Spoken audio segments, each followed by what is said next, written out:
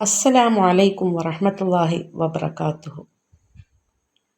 അങ്ങനെ അമീറും ഷഹാനയും തങ്ങളുടെ അക്കൗണ്ട് സെക്ഷനിലേക്ക് ആ സൈനുവിൻ്റെ ക്യാബിനിൽ നിന്നും ഇറങ്ങിപ്പോകുമ്പോൾ തീരുമാനിച്ചത്, ആരോടും ഒന്നും പറയാതെ പതിവ് പോലെ അവർ ജോലി കഴിഞ്ഞു പോകുന്നത് പോലെ പോകുകയും, എന്നാൽ പോകുന്നതിന് മുൻപ് റിസൈൻ ചെയ്ത് എന്നേക്കുമായി അവിടെ നിന്ന് പോവുകയാണ് എന്നുമായിരുന്നു തീരുമാനിച്ചിട്ടായിരുന്നു അവർ അവരുടെ അക്കൗണ്ട് ഡിപ്പാർട്ട്മെൻറ്റിലേക്ക് പോയത്.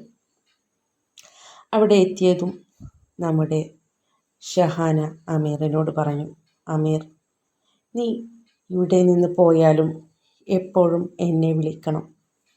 അവളെക്കുറിച്ചിട്ടുള്ള ഓരോ വിവരം എനിക്ക് അറിഞ്ഞുകൊണ്ടിരിക്കണം. ഞാൻ ഇവിടെ നിന്ന് പോയി കഴിഞ്ഞാലും അവളെ നീ ദ്രോഹിച്ചു കൊണ്ടേയിരിക്കണം വീട്ടിൽ നിന്ന്. അതിൻ്റെ വിവരം എന്നോട് പറയണം. അങ്ങനെയെങ്കിലും ഞാനൊന്ന് സന്തോഷിക്കട്ടടാ. നീ എന്നെ എപ്പോഴും വിളിക്കണം. അപ്പോൾ അമീർ പറഞ്ഞു, അതിനെന്താ ഷഹാന, ഞാൻ നിന്നെ വിളിച്ച് ഓരോ ദിവസത്തെയും വിവരങ്ങൾ പറയാം. അതുപോലെ തന്നെ എന്തെങ്കിലും ഒരു പണി കൊടുക്കണം അവളെ ഇവിടെ നിന്ന് ചാടിക്കാൻ. ഇനി അതിനുള്ള ശ്രമമായിരിക്കും ഞാൻ ഒളിഞ്ഞു നിന്ന് ചെയ്യുന്നത്. ഇവിടെ ജോലി ചെയ്യുകയൊന്നും വേണ്ട. എന്തെങ്കിലും ഒരു സാഹചര്യമുണ്ടാക്കി അവളെ ഇവിടെ നിന്ന് ഞാൻ ചാടിക്കും എങ്ങനെയെങ്കിലും എന്നെല്ലാം പറഞ്ഞു. അവർ പോയതിന് ശേഷം ആമി ആകെ വിഷമത്തിലായിരുന്നു. അവളിങ്ങനെ തലകുമ്പിട്ടിരിക്കുന്നത് കണ്ട് സൈനു ചോദിച്ചു, എന്തുപറ്റി അമാന, നിനക്കിപ്പോൾ സന്തോഷമായില്ലേ? നീയല്ല തെറ്റ് ചെയ്തത് എന്ന് എനിക്ക് ബോധ്യമായി. അതുപോലെ തന്നെ നിന്റെ ഏറ്റവും വലിയ 2 ശത്രുക്കളെ ഇവിടെ നിന്ന് പിരിച്ചുവിടുകയും ചെയ്തു. ഇനി നീ വിഷമിക്കരുത്. ഇനി നീ സന്തോഷമായിരിക്കണം. കാരണം ഇനി നിന്നെ ഇവിടെ ദ്രോഹിക്കാൻ ആരുമില്ല.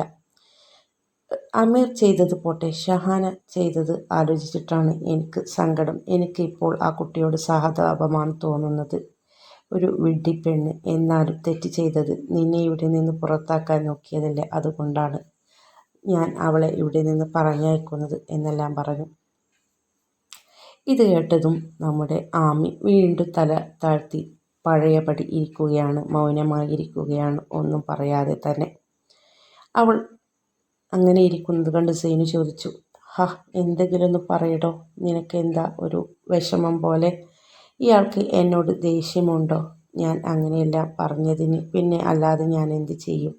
നിന്നെ ദ്രോഹിക്കുന്ന അവരെ ഇവിടെ വെച്ച് പുലർത്തണോ ഞാൻ എന്നെല്ലാം ചോദിച്ചു. ഇത് കേട്ടതും ആമി പറഞ്ഞു, സാർ, അമീറിൻ്റെ ജോലി നഷ്ടപ്പെട്ട് അറിഞ്ഞാൽ വീട്ടിൽ ഉമ്മാക്കും അതുപോലെ തന്നെ ഉപ്പാക്കും എല്ലാവർക്കും വിഷമമാവും. കാര്യമൊക്കെ ശരിയാണ്. ഉപ്പ എന്നെ ഒരുപാട് ദ്രോഹിക്കുന്നുണ്ട്. അതുപോലെ തന്നെ അമീറും എന്നെ ഒരുപാട് ദ്രോഹിക്കുന്നുണ്ട്. എന്നാൽ കൂടി എൻ്റെ ഉപ്പയും ആങ്ങളയുമല്ലേ സാർ. ദയവ് ചെയ്ത് ഈയൊരു തവണ അവന് മാപ്പ് കൊടുക്കണം. അതോടൊപ്പം തന്നെ ഷഹാനയെയും തിരിച്ചെടുക്കണം. ഈ ഒരൊറ്റ തവണ ദയവ് ചെയ്ത് അവർക്ക് മാപ്പ് കൊടുക്കണം സാർ എന്ന് പറഞ്ഞു. ഇത് കേട്ടതും സൈനുവിന് ആകെ ദേഷ്യം വന്നു. അവൻ പറഞ്ഞു, എന്താണ് അമാന നീ പറയുന്നത്? സാധാരണ അവർ രണ്ടുപേരുമുള്ളപ്പോൾ ആമി എന്നാണ് വിളിക്കുന്നത്. എന്നാൽ അപ്പോഴത്തെ ദേഷ്യത്തിൽ അവൾ പറഞ്ഞത് ഇഷ്ടപ്പെടാത്തത് കൊണ്ട് സൈനു അമാന എന്ന് തന്നെയാണ് വിളിച്ചത്. എന്താണ് അമാന നീ പറയുന്നത്? എനിക്ക് ദേഷ്യം വരുന്നുണ്ട് കേട്ടോ. ഇത്രയൊക്കെയും അനുഭവിച്ചിട്ട് നീ പഠിച്ചില്ലേ? നിന്നെ ഇത്രയധികം ദ്രോഹിച്ച അവരെ തിരിച്ചെടുക്കണമെന്നാണോ നീ പറയുന്നത്? എനിക്ക് ഇതെല്ലാം കേട്ട് ആകെ ദേഷ്യം വരുന്നുണ്ട് കേട്ടോ എന്ന് പറഞ്ഞു. അത് കേട്ടതും ആമി പറഞ്ഞു, സാർ, ഒറ്റത്തവണത്തേക്ക് മറ്റൊന്നും കൊണ്ടല്ല. എൻ്റെ ഉപ്പാക്കും അതുപോലെ തന്നെ ഉമ്മാക്കുമെല്ലാം സങ്കടമാവും. അതുകൊണ്ടാണ് ഈ ഒരു തവണ എന്നെ വിചാരിച്ച് സാർ ക്ഷമിക്കണം. ഇനി എന്തെങ്കിലും തെറ്റ് അവർ ആവർത്തിച്ചാൽ സാർ ഇവിടെ നിന്ന് പറഞ്ഞു വിട്ടോ, അത് കുഴപ്പമില്ല എന്ന് പറഞ്ഞു. അവളും ആ ഒരു ഗൗരവത്തിലായതുകൊണ്ട് തന്നെ സാർ എന്നാണ് വിളിച്ചത്. അവൾ സാധാരണ രണ്ടുപേരുമുള്ളപ്പോൾ സൈനുക്ക എന്നാണ് വിളിക്കാറുള്ളത്. അവൾ പറഞ്ഞു, ഒരു തവണത്തേക്ക് എന്നെ വിചാരിച്ച് ദയവ് ചെയ്ത് ക്ഷമിക്കണം സാർ, അവരെ തിരിച്ചെടുക്കണം എന്നെല്ലാം പറഞ്ഞു. ഇത് കേട്ടതും നമ്മുടെ സൈനു ഇങ്ങനെ തലകുമ്പിട്ട് ഇങ്ങനെ ഇരുന്നു. കുറച്ച് സമയം മിണ്ടാതിരുന്നു. അതിൻ്റെ ശേഷം അവളോടായി പറഞ്ഞു, ഓക്കെ, ഞാൻ എങ്കിൽ അവരെ തിരിച്ചെടുക്കാം. പക്ഷെ ഇന്ന് തന്നെ ഞാൻ എടുക്കില്ല. ഒരു 2-3 ദിവസം അവർ അങ്ങനെ നിൽക്കട്ടെ. അതിൻ്റെ ശേഷം അവർക്ക് തന്നെ കുറ്റബോധം തോന്നണം. അവർ ചെയ്ത തെറ്റ് കൊണ്ടാണ് അവർ പുറത്താക്കപ്പെട്ടത് എന്ന്. അതിൻ്റെ ശേഷം നമുക്ക് ഒരു സർപ്രൈസ് എന്ന വണ്ണം നമുക്ക് അവരെ തിരിച്ചു വിളിക്കാം. നീ വിഷമിക്കണ്ടടോ, നിനക്ക് വേണ്ടി മാത്രമാണ് കേട്ടോ ഞാനിങ്ങനെ ഒരു റിസ്ക് എടുക്കുന്നത്. ഇനി എന്തെങ്കിലും അവർ നിന്നെ ദ്രോഹിക്കാൻ ശ്രമിച്ചാൽ നീ തന്നെ അതിന് പരിഹാരം കണ്ടെത്തിക്കോണം. എന്നെ അതിൽ ഇടപെടുത്തരുത്. ഇങ്ങനത്തെ വയ്യാവേലികളൊക്കെ വെറുതെ തലയിൽ വലിച്ച് ഇപ്പോൾ നിന്റെ നിർബന്ധത്തിനാണ് വെക്കുന്നത് എന്ന് പറഞ്ഞു. അപ്പോൾ നമ്മുടെ ആമി പറഞ്ഞു, അത് മതി എൻ്റെ സൈനുക്ക. അപ്പോൾ അവൾക്ക് സന്തോഷമായി. അതുകൊണ്ട് പറഞ്ഞു, അത് മതി എൻ്റെ സൈനുക്ക, എനിക്ക് സന്തോഷമായി. സൈനുക്ക പറഞ്ഞത് ശരിയാണ്. 2-3 ദിവസം അവരെ ഒന്ന് നമുക്ക് ടെൻഷൻ അടിപ്പിക്കാം. അവർ ചെയ്ത തെറ്റിൻ്റെ ശിക്ഷ അവർക്ക് ഈ 2-3 ദിവസം കൊണ്ട് തന്നെ കുറ്റബോധം തോന്നിയാലോ.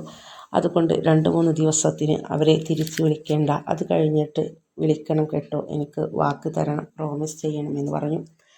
അപ്പോൾ സൈന് പറഞ്ഞു, ഓക്കേടോ ആമി, ഞാൻ പ്രോമിസ് തരുന്നു. ഒരു 2-3 ദിവസം അവരങ്ങനെ നിൽക്കട്ടെ. നമുക്ക് അവർ ചെയ്ത തെറ്റിന് ചെറിയൊരു ശിക്ഷ, അത്രയെങ്കിലും ചെയ്തില്ലെങ്കിൽ പിന്നെ എന്താടോ അതിനൊരു വിലയുള്ളത്. ഇന്ന് തന്നെ നമ്മൾ അവരെ തിരിച്ചു വിളിച്ചാൽ അവർക്ക് അതിൻ്റെ ആഴം മനസ്സിലാകില്ല. അതുകൊണ്ട് 2-3 ദിവസം ഒന്ന് അവർ ടെൻഷൻ അടിക്കട്ടെ. നമ്മളെ അവർ കുറച്ചധികം ടെൻഷൻ അടിപ്പിച്ചില്ലേ, പ്രത്യേകിച്ച് എന്നെയും നിന്നെയും. അതുകൊണ്ട് അവരെ നമുക്ക് ഒന്ന് 2-3 ദിവസം ടെൻഷൻ അടിപ്പിക്കാം എന്ന് പറഞ്ഞു. ഇത് കേട്ടതും ആമി സന്തോഷം കൊണ്ട് സൈനുവിനെ അറിയാതെ കെട്ടിപ്പിടിച്ച് ഒരു ഉമ്മ കൊടുത്തു. അവൻ്റെ കവളിൽ തന്നെ ഒരു ഉമ്മ കൊടുത്തു. സൈനു ആകെ ഷോക്കായിപ്പോയി. കാരണം ആദ്യമായിട്ടായിരുന്നു ആമിയിൽ നിന്ന് അങ്ങനെയൊരു പ്രതികരണം. അവൻ ആകെ അന്തം വിട്ടു നിന്നു. അതിനിടയിലാണ് ആമി തനിക്ക് പറ്റിയ അമളി ആലോചിച്ചത്. കാരണം സന്തോഷം കൊണ്ട് അവൾ അറിയാതെ ചെയ്തു പോയതാണ്. അവൾ അറിയാതെ തലക്കും ഷോ എന്ന് പറഞ്ഞുകൊണ്ട് ആകെ ചമ്മിപ്പോയി. തലക്ക് കൈയും കൊടുത്ത് അവിടെ ഇരുന്നു പോയി. അപ്പോൾ അവളുടെ നാണത്തോടെ ഇങ്ങനെ തലക്കുമ്പിട്ടിരിക്കുന്ന അവളുടെ താടിയിൽ തൻ്റെ ചൂണ്ടുവിരൽ പിടിച്ച് ഇങ്ങനെ മെല്ലെ പതിയെ ഉയർത്തിക്കൊണ്ട് സൈനു ചോദിച്ചു, അത് ശരി, എൻ്റെ പെണ്ണിന് റൊമാൻറ്റിക് ആവാനും അറിയാം അല്ലേ? അത് കൊള്ളാമല്ലോ എന്നെല്ലാം പറഞ്ഞു. അപ്പോൾ ആമി പറഞ്ഞു, ഒന്ന് പോ സൈനുക്ക, ഞാൻ അറിയാതെ ചെയ്തു പോയതാണ്. അതിപ്പോൾ ഞാൻ വീട്ടിലായാലും ഞാനും ഉമ്മയും തമ്മിൽ ചിലപ്പോൾ പിണങ്ങും. പിണങ്ങിക്കഴിഞ്ഞാൽ എന്നെ ഉമ്മ സന്തോഷിപ്പിക്കാനായിട്ട് എന്തെങ്കിലും ചെയ്യും. അപ്പോൾ ഞാൻ ഉമ്മാനോട് മിണ്ടിക്കഴിഞ്ഞാൽ, ഞാൻ സന്തോഷിച്ചാൽ ഞാൻ എൻ്റെ ഉമ്മാനെയും കെട്ടിപ്പിടിച്ച് ഉമ്മ കൊടുക്കാറുണ്ട്. അതുപോലെ അറിയാതെ ചെയ്തു പോയതാണേ എൻ്റെ മാഷേ, ഇനി എന്നെ കളിയാക്കി അങ്ങ് കൊല്ല് എന്നെല്ലാം പറഞ്ഞു. അപ്പോൾ ചിരിച്ചുകൊണ്ട് സൈന് പറഞ്ഞു, ഇല്ല, കുഴപ്പമില്ല, എനിക്ക് മനസ്സിലായി. തൻ്റെ ആ നിഷ്കളങ്കമായ ആ ഒരു പെരുമാറ്റം കണ്ടപ്പോൾ നീ അറിയാതെ ചെയ്തു പോയതാണ് കൊച്ചു കുഞ്ഞിനെ പോലെ. അതുകൊണ്ടല്ലേടോ ഞാനും അത് ആസ്വദിച്ചത് എന്നെല്ലാം പറഞ്ഞു. അങ്ങനെ അവർ തമ്മിൽ സന്തോഷത്തോടു കൂടി സംസാരിച്ചു. അങ്ങനെ നമ്മുടെ ആമിയെ വെയിറ്റ് ചെയ്യുകയാണ് അമീർ പോകാനായിട്ട്. അങ്ങനെ ആമി അവൻ്റെ അടുത്തെത്തി. അങ്ങനെ ആമി ഇങ്ങനെ നടന്നു വരുന്നത് കണ്ട് ദഹിപ്പിക്കുന്ന ഒരു നോട്ടം നോക്കിക്കൊണ്ട് നിൽക്കുകയാണ് അമീർ. അവൾ അടുത്തെത്തിയതും അവൻ പതിയെ അവൾക്ക് കേൾക്കാമെന്നോണം അവളുടെ ചെവിയുടെ അടുത്ത് എത്തി. ഇങ്ങനെ ചെവിയുടെ അടുത്ത് ചെന്ന് പല്ല് ഉറുമിക്കൊണ്ട് ഇങ്ങനെ പല്ല് കടിച്ച് പിടിച്ച് മറ്റാർക്കും ശബ്ദം കേൾക്കാതെ എന്നാൽ വളരെ ഗൗരവത്തിൽ തന്നെ ആമിയോട് പറഞ്ഞു, ഇപ്പോൾ നിനക്ക് സന്തോഷമായില്ലേടി? നിനക്ക് ഞാൻ വെച്ചിട്ടുണ്ട്, വീട്ടിലെത്തട്ടെ. ഉപ്പാനോട് ഞാൻ പറഞ്ഞു കൊടുക്കുന്നുണ്ട്. ഞാനാണ് ഇവിടെ തെറ്റ് ചെയ്തത്, പക്ഷേ അത് നിന്നെ പുറത്താക്കാനാണ്. എന്നാൽ അത് മറ്റാർക്കും അറിയില്ല, വീട്ടിലുള്ളവർക്കൊന്നും അറിയില്ല. നീയായിട്ട് എന്നെ ഓരോ നുണക്കഥ ഉണ്ടാക്കി സൈൻ സാറിനോട് പറഞ്ഞു കൊടുത്ത് എന്നെ ഇവിടെ നിന്ന് പുറത്താക്കി എന്നാണ് ഞാൻ വീട്ടിൽ പറയുക. നീ നോക്കിക്കോ, നിൻ്റെ പൊന്നാര ഉമ്മയല്ലേ, നിന്നെ സ്നേഹിക്കുന്നമ്മ, ആ ഉമ്മാനോട് വരെ ഞാൻ നുണ പറഞ്ഞു കൊടുക്കും. അവരെല്ലാവരും നിന്നെ വെറുക്കും. എന്നെ ഇവിടെ നിന്ന് പുറത്താക്കിയതിന് ഉമ്മ വരെ നിന്നെ വെറുക്കും. നിനക്ക് ഞാൻ കാണിച്ച് തരാമടി എന്നെല്ലാം പറഞ്ഞു. അപ്പോൾ ആമി പറഞ്ഞു, അത് ശരി, ഇപ്പോൾ കുറ്റം മുഴുവൻ എൻ്റെ തലയിലേക്കായോ? എടാ, ഇതാണ് പടച്ചവൻ്റെ ശിക്ഷ. നീ എന്നെ പുറത്താക്കാനല്ലേ അവിടെ ആ പണം ഒളിപ്പിച്ച് എന്നെ പുറത്താക്കാനല്ലേ നീ ശ്രമിച്ചത്? എന്നാൽ ഇപ്പോൾ പുറത്തായതാരാ? നീയും പിന്നെ നിനക്ക് കൂട്ടുനിന്ന ഷഹാനയും. ഇതാണ് പടച്ചവൻ ഉണ്ട്, മുകളിൽ ഒരാളുണ്ട് എന്ന്, എല്ലാം കാണുന്ന ഒരാളുണ്ട് എന്ന് പറഞ്ഞത്. എന്നെ പുറത്താക്കാനായിട്ട് നിങ്ങൾ കളിച്ചിട്ട് ഇപ്പോൾ എന്തായി? ഇപ്പോൾ നിങ്ങൾ രണ്ടുപേരുമല്ലേ പുറത്തായത്? ഇനിയെങ്കിലും മനസ്സിലാക്കിക്കോ. തെറ്റ് ചെയ്താൽ ഈ ഭൂമിയിൽ നിന്ന് തന്നെ നമുക്കതിൻ്റെ ശിക്ഷ കിട്ടും. അല്ലാതെ ഒന്നും ഇവിടെ നിന്ന് ആരും പോവില്ല എന്ന് ഇപ്പോൾ നിനക്ക് മനസ്സിലായോ എന്ന് പറഞ്ഞു. നീ വണ്ടി എടുക്കും മോനെ എന്നും പറഞ്ഞുകൊണ്ട് അവൻ്റെ ബാക്കിൽ ഇങ്ങനെ കയറിയിരുന്നു. അപ്പോൾ അമീർ പറഞ്ഞു, നിന്നെയൊക്കെ ഇതിൽ കൊണ്ടുപോയി വീട്ടിലെത്തിക്കുകയല്ല വേണ്ടത്. ഇതിന്മേൽ നിന്ന് തള്ളി താഴെയിട്ട് ICUവിലാണ് എത്തിക്കേണ്ടത്. പിടിച്ചിരുന്നോ, അല്ലെങ്കിൽ ഞാൻ ദേഷ്യം കൊണ്ട് വല്ലതുമൊക്കെ ചെയ്തു പോവും. നിന്നെ ഇതിന്മേൽ നിന്ന് ചിലപ്പോൾ പോകുന്ന പോക്കിൽ തട്ടി റോട്ടിലേക്ക് ഇടും. ശല്യം അതോടുകൂടി ജീവിതത്തിൽ നിന്ന് തന്നെ പോയി കിട്ടുമല്ലോ എന്ന് അവൻ പറഞ്ഞു. അവൻ്റെ ഈ വാക്ക് കേട്ടതും ആമി ഒരു മാത്ര ശങ്കിച്ചു. അവൻ്റെ പിന്നാലെ പോണോ, വണ്ടിയിൽ കയറണോ എന്നല്ല. പിന്നെ അവൾ വിചാരിച്ചു, തൻ്റെ അനിയനല്ലേ, എന്തായാലും അങ്ങനെയൊന്നും ചെയ്യാൻ അവന് കഴിയില്ല. കയറാമെന്ന് വിചാരിച്ച് അവൾ ആ ബൈക്കിൽ കയറി അവനെ ഇങ്ങനെ മുറുക്കി പിടിച്ചിരുന്നു. അപ്പോൾ അമീർ പറഞ്ഞു, നീ പിടിച്ചിരുന്നിട്ടൊന്നും കാര്യമില്ലടി. ഞാൻ തള്ളിയിടാൻ വിചാരിച്ചാൽ ഞാൻ തള്ളിയിടും. പക്ഷേ നിന്നെയൊന്നും ഇപ്പോൾ തന്നെ ഞാൻ കൊല്ലുന്നില്ല. നീയൊക്കെ ഇഞ്ചിഞ്ചായിട്ട് ആ വീട്ടിൽ കിടന്ന് നരകിച്ച് തന്നെ നീ മരിക്കണം. അല്ലാതെ ഒറ്റയടിക്ക് നിന്നെ അങ്ങ് കൊല്ലില്ല. അത്രക്കുണ്ടടി എനിക്ക് നിന്നോടുള്ള പ്രതികാരം എന്നെല്ലാം പറഞ്ഞു. ഇത് കേട്ടതും ആമി അവനോട് ചോദിച്ചു, എടാ, എന്താണ് നിനക്ക് ഇത്രയധികം എന്നോട് ദേഷ്യം? ഒന്നുമല്ലെങ്കിലും ഞാൻ നിൻ്റെ ഒരു പെങ്ങളല്ലേടാ, നിൻ്റെ ചോരയല്ലേ. ആ ഒരു പരിഗണന എങ്കിലും നിനക്ക് തന്നുകൂടായിരുന്നോ? ഷഹാന അവൾ പുറത്തുള്ളതാണ്. എന്നാൽ നീയോ, നീ എൻ്റെ ചോരയല്ലേ. ഞാനല്ലേ നിനക്ക് അവിടെ ജോലി വാങ്ങിച്ച് തന്നത്. പിന്നെ എന്തിനാടാ ഈ ചതി എന്നോട് ചെയ്തത്? അവിടെ വെച്ച് ചോദിക്കാനുള്ള അവസരം കിട്ടിയില്ല. സാർ പറഞ്ഞതുകൊണ്ടാണ് ഞാൻ മിണ്ടാതിരുന്നത്. മറ്റുള്ളവർ അറിഞ്ഞ് നിൻ്റെ ജോലി പോകുന്നത് മറ്റുള്ളവർ അറിഞ്ഞ് നിനക്ക് നാണക്കേടാവേണ്ട എന്ന് കരുതി. എന്നാൽ ഇപ്പോൾ എനിക്ക് നിന്നോട് ധൈര്യമായി ചോദിക്കാം, എന്തിനാടാ ഈ ചതി എന്നോട് ചെയ്തത് എന്നെല്ലാം പറഞ്ഞു. ഇത് കേട്ടതും അമീർ പറഞ്ഞു, എനിക്ക് നിന്നോട് അത്രക്കുണ്ടടി പക. നീ അതിൻ്റെ കാര്യകാരണങ്ങളൊന്നും അന്വേഷിക്കണ്ട. എൻ്റെ ഉപ്പാക്ക് നിന്നെ ഇഷ്ടമല്ല, അതുകൊണ്ട് എനിക്കും നിന്നെ ഇഷ്ടമില്ല. ചെറുപ്പം മുതലേ എനിക്ക് അങ്ങനെ തന്നെയാണ്. ഇനിയിപ്പോൾ അത് മാറാനൊന്നും പോകുന്നില്ല. പിന്നെ മിണ്ടാതെ അവിടെ അടങ്ങി ഒതുങ്ങിയിരുന്നോ. നിനക്ക് ഞാൻ ബാക്കിയുള്ളത് വീട്ടിലെത്തിയിട്ട് തരാം കേട്ടോ എന്ന് പറഞ്ഞുകൊണ്ട് അവൻ അവൻ്റെ ബൈക്ക് സ്പീഡിൽ ഓടിച്ചു. പതിവ് പോലെ ആമിയും അമീറും വരുന്നത് കാത്ത് ഉമ്മറത്ത് തന്നെ റസിയ നോക്കി നിൽക്കുന്നുണ്ട്. അവർ എത്തിയാലേ അവൾക്ക് സമാധാനമാവുകയുള്ളൂ. കാരണം ഒന്നാമത് രണ്ടുപേരും ബൈക്കിലാണ് വരുന്നത്. അവൾക്ക് ഭയങ്കര ടെൻഷനാണ് മക്കൾ പുറത്തു പോയാൽ വീട്ടിൽ തിരിച്ചെത്തുന്നത് വരെ. അങ്ങനെ അവരെയും കാത്ത് അവളിങ്ങനെ നിൽക്കുകയാണ്. ഗേറ്റ് കടന്ന് വരുന്ന അമീറും ആമിയും റസിയ ഉമ്മറത്ത് തന്നെ നിൽക്കുന്നത് കാണുന്നുണ്ട്. ഇത് കണ്ട അമീർ പറഞ്ഞു, തമ്പുരാട്ടിയെ ആനയിക്കാൻ ഉമ്മറത്ത് തന്നെ നിൽക്കുന്നുണ്ടല്ലോ.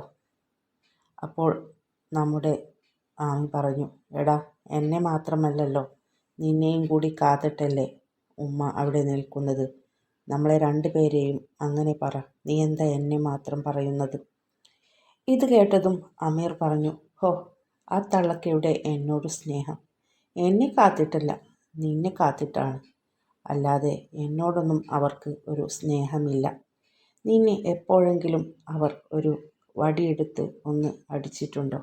എന്നാൽ എന്നെയോ? എന്നെ ഇപ്പോഴും എന്തെങ്കിലും ദേഷ്യം വന്നാൽ എൻ്റെ ചെവിക്ക് പിടിച്ച് തിരുമുകയും എന്നെ എൻ്റെ പുറത്തൊക്കെ ഇങ്ങനെ അടിക്കുകയും ചെയ്യും എന്ന് പറഞ്ഞു. ഇത് കേട്ടതും ആമി പറഞ്ഞു, എടാ, അത് നീ കുരുത്തക്കേട് കാണിച്ചിട്ടല്ലേ. അല്ലാതെ നിന്നെപ്പോലെ ഞാൻ അതിനുള്ള അവസരം ഉണ്ടാക്കുന്നില്ലല്ലോ. എന്നാലും അങ്ങനെ നിന്നെ വേദനിപ്പിക്കുന്ന വിധത്തിലൊന്നും ഉമ്മ അടിക്കാറില്ല. വെറുതെ ഇങ്ങനെ ചെറിയ രീതിയിലല്ലേ. എനിക്കറിയാം, ഞാൻ കാണുന്നതല്ലേ എന്നെല്ലാം പറഞ്ഞു. അപ്പോൾ അമീർ പറഞ്ഞു, എന്നാലും നിന്നെ ഇതുവരെ അങ്ങനെ പോലും തല്ലുന്നത് ഞാൻ കണ്ടിട്ടില്ല. പിന്നെ നിന്നെ ഒന്ന് ദേഷ്യപ്പെട്ട് നിന്നോടൊന്നും പറയുന്നത് പോലും ഞാൻ കേട്ടിട്ടില്ല. എന്നോട് എപ്പോഴും ഉപദേശമാണ്. അപ്പോൾ ആമി പറഞ്ഞു, ഞാൻ നിന്നെ പോലെ അതിനുള്ള അവസരം ഉണ്ടാക്കുകയില്ല. നീ അങ്ങനെയെല്ലാം കുരുത്തക്കേടുകൾ കാണിക്കുന്നത് കൊണ്ടല്ലേ ഉമ്മ എന്തെങ്കിലുമൊക്കെ നിന്നെ പറയുന്നത് എന്നെല്ലാം പറഞ്ഞു. അപ്പോൾ അതോടുകൂടി അതിൻ്റെ കൂടെ തന്നെ അവൾ പറഞ്ഞു, എന്തിനാണ് ഉമ്മ ആവശ്യത്തിലധികം ഉപ്പ തരുന്നുണ്ടല്ലോ, ഇപ്പോഴും എന്നെ വേദനിപ്പിക്കുന്ന രീതിയിൽ എത്രയോ തവണ അടിക്കുകയും എല്ലാം ചെയ്യാറുണ്ട്. ആദ്യത്തെ പോലെയില്ലെങ്കിലും ഇടയ്ക്ക് തരം കിട്ടുമ്പോഴൊക്കെ ഉപ്പ എന്നെ വേദനിപ്പിക്കാറുണ്ട്. അതിൻ്റെ ഇരട്ടിക്ക് എൻ്റെ മനസ്സിനെയും വേദനിപ്പിക്കാറുണ്ട്. നിൻ്റെ ഉമ്മ ചെയ്യുന്നതിന് ഉമ്മ ചെയ്യാത്തതിന് പകരമായി അതിൻ്റെ ഇരട്ടിക്ക് ഉപ്പ എന്നെ ദ്രോഹിക്കുന്നുണ്ടല്ലോ എന്ന് പറഞ്ഞു. അപ്പോൾ അമീർ പറഞ്ഞു, അതാണ് പിന്നെ എൻ്റെ ഒരു മനസ്സമാധാനം. നീ എപ്പോഴും വേദനിച്ച് കാണണം, അതാണ് എനിക്കിഷ്ടം എന്ന് പറഞ്ഞു. അങ്ങനെ അവർ കയറി വന്നതും നമ്മുടെ റസിയ അവരോട് ചോദിച്ചു, മക്കളെത്തിയോ? എന്താണ് മക്കളെ വിശേഷം? ഇന്നത്തെ വിശേഷം എന്തൊക്കെ എന്നെല്ലാം ചോദിച്ചു. എന്നും റസിയ അങ്ങനെ ചോദിക്കാറുണ്ട്. എന്നാൽ എന്ത് വിശേഷം? പ്രത്യേകിച്ച് എനിക്കൊന്നും വിശേഷമില്ല, എന്നാൽ നിങ്ങളുടെ മകൾക്കുണ്ടാവും, ചോദിച്ചു നോക്ക് എന്നെല്ലാം പറഞ്ഞ് അകത്തേക്ക് കയറിപ്പോകാറാണ് അമീർ പതിവ്. ഓഫീസിലെ വിശേഷങ്ങളും കാര്യങ്ങളുമെല്ലാം ആമിയാണ് റസിയയോട് പറയാറുള്ളത്. അതുപോലെ തന്നെ വീട്ടിലുണ്ടാവുന്ന കാര്യങ്ങൾ റസിയ അവളോടും പറയും. എന്നാൽ ഇന്ന് പതിവിന് വിപരീതമായി നമ്മുടെ അമീറാണ് ആദ്യം പറഞ്ഞത്. നിങ്ങൾ ഈ ചോദ്യം ചോദിക്കുമെന്ന് എനിക്കറിയാം. ഇന്ന് നല്ല വിശേഷമാണ് ഓഫീസിലുണ്ടായിരിക്കുന്നത്. പിന്നെ നിങ്ങളുടെയും പുന്നാര മകളുണ്ടല്ലോ, നിങ്ങൾ ഓമനിച്ച് വളർത്തുന്ന ഈ ഒരുമ്പെട്ടവൾ, ഇവൾ കാരണം എൻ്റെ ജോലി പോയി കിട്ടി. നിങ്ങൾ സന്തോഷിക്ക് തള്ളേ, നിങ്ങൾ വളർത്തിയതിൻ്റെ ഗുണമാണ് ഇവളി കാണിക്കുന്നത് എന്നെല്ലാം പറഞ്ഞു. ഇത് കേട്ടതും റസിയ ചോദിച്ചു, എന്തു പറ്റി മോനെ എന്ന് ചോദിച്ചു. അപ്പോൾ അവൻ പറഞ്ഞു, അതേ അന്ന് അവളെ കല്യാണം കഴിക്കാൻ പോകുന്നു എന്ന് പറഞ്ഞ ഞങ്ങളുടെ സാറുണ്ടല്ലോ ഒരുത്തൻ, അസൈൻ, അവൻ എന്നോട് അവിടെ നിന്ന് ഇനി അങ്ങോട്ട് ജോലിക്ക് ചെല്ലരുത്, അവിടുന്ന് ഇറങ്ങിപ്പോരാൻ പറഞ്ഞു എന്ന് പറഞ്ഞു. അപ്പോൾ റസിയ പറഞ്ഞു, അതിന് തക്കതമായ എന്തെങ്കിലും കാരണമുണ്ടാവുമല്ലോ, അതെന്താണെന്ന് പറ എന്ന് പറഞ്ഞു. അപ്പോൾ അമീർ പറഞ്ഞു, മറ്റെന്ത് കാരണം? അയാൾക്ക് എന്നോടുള്ള പക. ഇവളെ ഞാൻ വീട്ടിൽ നിന്ന് ദ്രോഹിക്കുമെന്ന് എല്ലാം ഇവൾ അയാളോട് കൊളത്തി കൊടുത്തിട്ടുണ്ട്. അതിൻ്റെ എല്ലാ ദേഷ്യം തീർത്തതാണ് എന്നോട് ഇനി അങ്ങോട്ട് ചെല്ലണ്ട എന്ന് പറഞ്ഞിട്ടുണ്ട് എന്ന് പറഞ്ഞു. ഇത് കേട്ടതും നമ്മുടെ റസിയ ആമിയോട് ചോദിച്ചു, അല്ല മോളെ, നീ പറ, ഇവൻ വാ പൊളിച്ചാൽ നുണയെ പറയൂ, നീ പറ, എന്താണ് അവിടെ ഉണ്ടായത് എന്നെല്ലാം പറഞ്ഞു. ഇത് കേട്ടതും ആമി അവിടെ ഉണ്ടായ സംഭവങ്ങളെല്ലാം പറഞ്ഞു കൊടുത്തു. ഇത് കേട്ടോ റസിയ പറഞ്ഞു, നീ അനുഭവിക്കണം. കാരണം നിൻ്റെ പെങ്ങളല്ലേ, നിനക്കവിടെ ജോലി വാങ്ങിത്തന്ന നിൻ്റെ പെങ്ങൾ, അവളെ നീ അവിടെ നിന്ന് പുറത്താക്കാൻ വേണ്ടി അതും മറ്റൊരുവളെ കൂട്ടിപ്പിടിച്ച് നീ കള്ളക്കളി കളിച്ചുവെങ്കിൽ അതിന് നീ അനുഭവിക്കണം എന്നെല്ലാം പറഞ്ഞു. ഇത് കേട്ടുകൊണ്ടാണ് റസാക്ക് അകത്ത് നിന്ന് വന്നത്. അല്ല, എന്താണ് ഇവിടെ ഒരു ചർച്ച എന്നെല്ലാം ചോദിച്ച് എല്ലാവരും ഞെട്ടിത്തിരിഞ്ഞ് റസാക്കിനെ നോക്കി.